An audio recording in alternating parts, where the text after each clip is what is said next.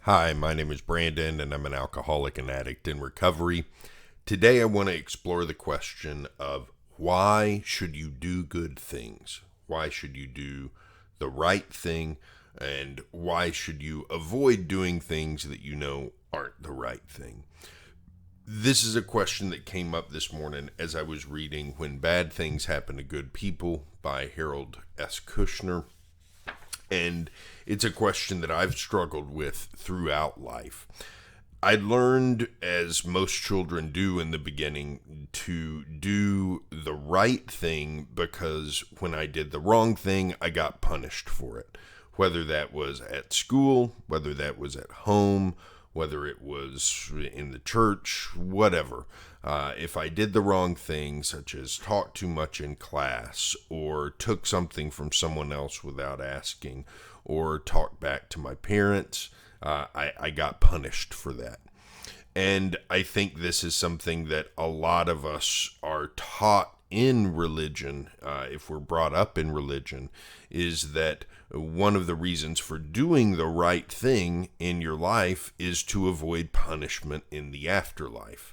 A lot of people are taught that to avoid punishment of hell, you need to do the right things while you're on earth or atone for doing the wrong things so that you can reap the rewards of heaven in the afterlife.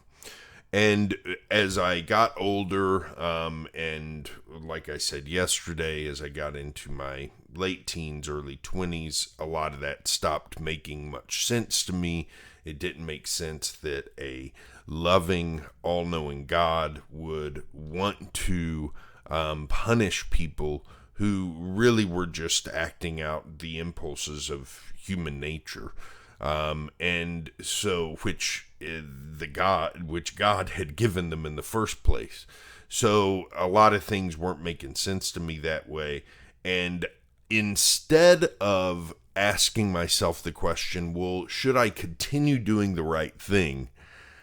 I just did whatever the hell I wanted for about 20 years. And that's part of what led into the attitudes that carried me through my most active years in addiction.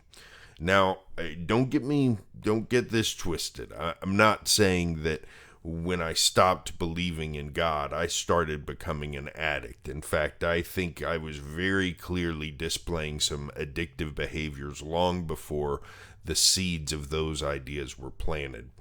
But what I am saying is that when I started to act very selfishly and stopped thinking about what is the right thing to do for the sake of doing the right thing, my addictive behaviors flourished and grew and got bigger and bigger and bigger and took root and then began to run my life. And my life turned into, as the big book of AA said, a life where self-will was running riot.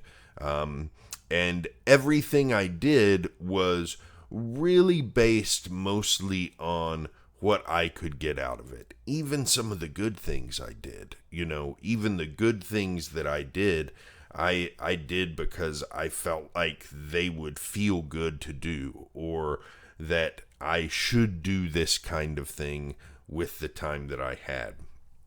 So when I got into recovery, I had to ask myself the question, why should I do the right thing? What's the point in doing the right thing? And I've had to ask myself, do I go back to believing in God and thinking that I do the right thing so that I can get into heaven, or do I find some other path? And I've looked at another path. The other path that I've looked at is that I just need to do the right thing to do because it's the right thing to do. And that's all I need. And there's a lot of freedom for me in that. When I am just trying to take the next right step, do the next right thing, and not expecting anything from it. I don't expect to be rewarded. I don't expect punishment if I screw up. I just don't expect anything at all. All I expect is my own motivation to be as pure as possible. And that's what I'm going for these days. I'm looking at what can I do next, and what's the right thing to do next, rather than what will get me the most whatever.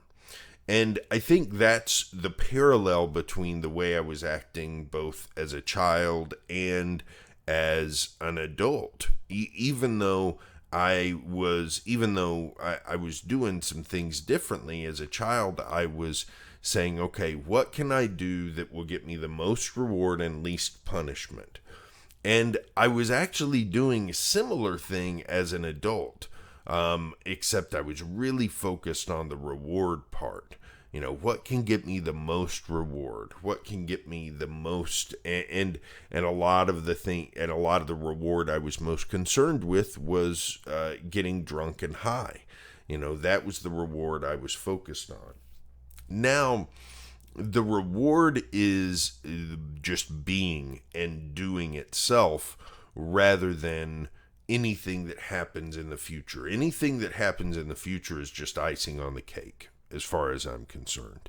But the cake itself is really what I'm doing now, and just being able to do and being able to choose what the right thing is to do. That really is where I get the reward. And before I close this out for the day, I just want to read a story that he has in here about, because it really spoke to me about the power, the negative power of the idea of punishment and the way that it can get people.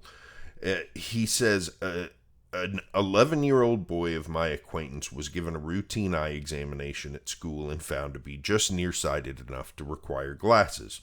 No one was terribly surprised at the news. His parents both wear glasses, as does his older sister, but for some reason the boy was deeply upset at the prospect and would not tell anyone why.